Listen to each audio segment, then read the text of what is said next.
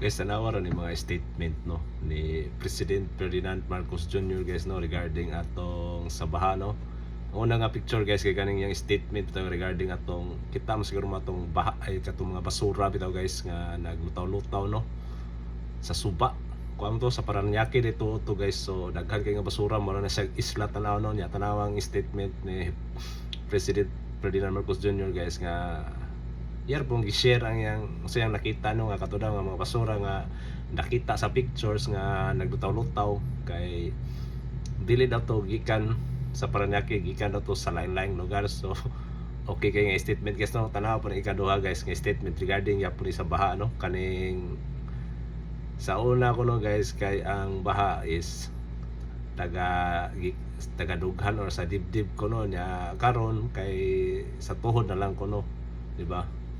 Okay pa na yung statement guys no nga iyang gisulti ra no kung siyang naobserbahan no, di ba? Kay siyempre atong mga niaging semana kay grabe ba ang ulan kay naihabagat tapos may bagyo no, daghan kay apektado sa atong panghitabo guys no kay grabe baha. Kung makita mo bisag asa nga lugar sa Luzon gibaha guys no, pati sa Metro Manila no.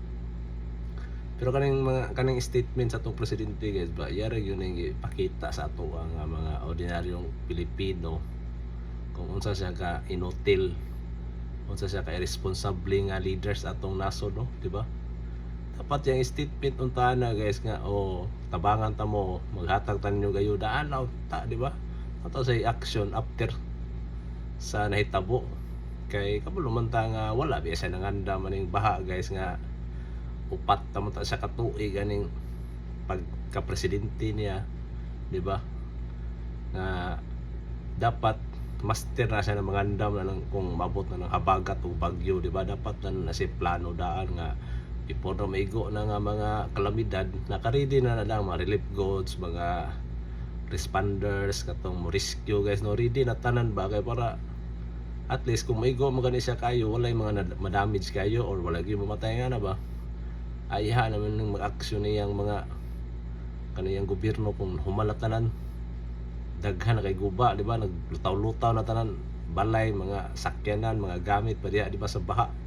Habagat talaga ito og isa ka bagyo, di ba?